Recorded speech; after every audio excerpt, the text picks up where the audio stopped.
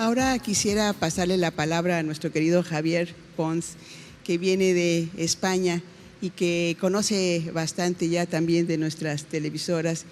Un país que, como España, que su televisión pública empezó un poco después que las televisoras europeas. Ellos tuvieron un periodo franquista que detuvo quizá este desarrollo de la televisión pública o el nacimiento de la televisión pública, pero le cedo la palabra a Javier, de quien ya había comentado con ustedes que es el exdirector de Televisión Española.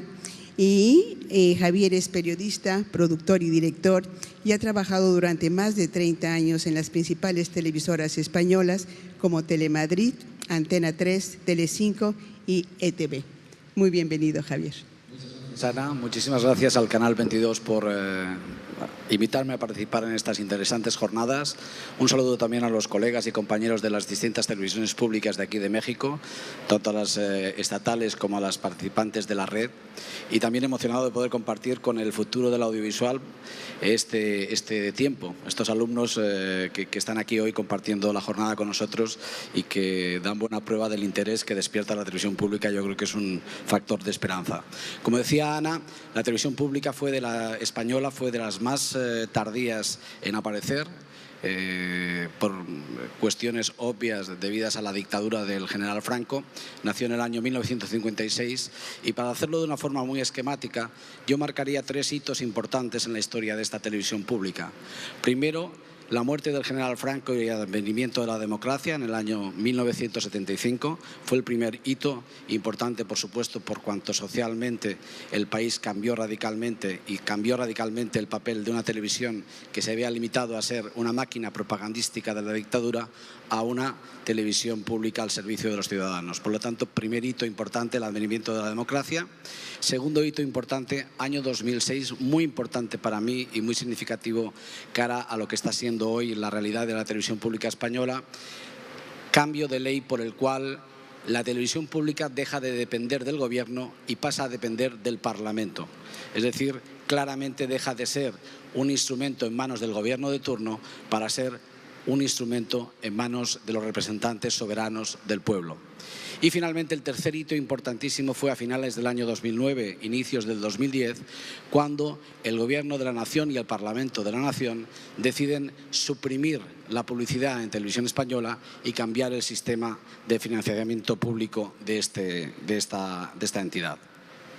Decir, por lo tanto, que en esos años, por ejemplo, de la democracia, y dejando obviamente aparte el paréntesis de esa dictadura, la televisión pública española siempre ha sido objeto de controversia política por parte de los partidos que han tenido el poder y la han gestionado. Tanto UCD, que fue el primer partido que gobernó en democracia, como el Partido Popular o como el Partido Socialista Obrero Español, nunca dejaron escapar la oportunidad de influir en una televisión, en un canal que tenía mucha influencia por ser única televisión hasta los años 90 en la sociedad española. Vemos que no fue una cuestión ideológica, sino que fue una conducta transversal de estrategia política que marcó ese tiempo desde el año 75 hasta el año 2006, que lo he marcado como el segundo hito fundamental. ¿Qué pasa en 2006? La nueva ley de radio y televisión estatal de ese año disuelve el ente, que también era un nombre discutiblemente adecuado. Nunca he entendido qué es un ente y nunca he sabido referirme a una explicación de qué es un ente, ¿no? En fin, más allá de la ciencia ficción. Por lo tanto, se disolvió afortunadamente ese ente y se creó la actual Corporación de Radio y Televisión Española. A partir de entonces, como decía, en vez de ser elegido por el Gobierno, el presidente de esa corporación debe ser elegido por el Parlamento y además por los 2/3 de los diputados. Es decir, tiene que haber un consenso forzoso, un acuerdo global, un acuerdo social, una alianza social para conformar una mayoría que le dé respaldo a ese servicio público de la televisión. Esta ley se concretó en diciembre de 2006, cuando el Congreso de los Diputados en España eligió por primera vez en la historia de la radio y de la televisión al presidente de la corporación. En aquel momento, un periodista audiovisual que se llama Luis Fernández, que salió adelante con el respaldo de la mayoría de los miembros del Congreso. A Luis Fernández le sucedió Alberto Liar y a el actual presidente de Radio Televisión Española, Leopoldo Echenique. ¿En qué se fundamentaba ese nuevo modelo de una corporación de televisión española que dependía más del control soberano del Parlamento que del Gobierno? Primero, en promover el conocimiento y la difusión de los principios constitucionales y los valores cívicos. Segundo, garantizar una información objetiva, veraz y plural. Yo creo que este es uno de los ejes fundamentales. Ahora les explicaré cuál fue mi experiencia, porque tuve el privilegio de poder vivir este periodo. Tercero, facilitar el debate democrático y libre expresión de opiniones. Cuarto, promover la cohesión territorial, la pluralidad y la diversidad lingüística y cultural de España. Ofrecer los distintos géneros de programación a los acontecimientos sociales, es decir, abrir la televisión a la sociedad, que no fuera un circuito cerrado, sino que fuera una televisión abierta, cercana, que dejara de ser un ente ministerial para ser percibida por los ciudadanos como algo suyo. Y finalmente tener por objetivo la más amplia audiencia, con el objetivo de ofrecer calidad, diversidad, innovación y exigencia ética. Este es un debate importante, el de si una televisión pública tiene que ser competitiva y tiene que buscar la audiencia o no.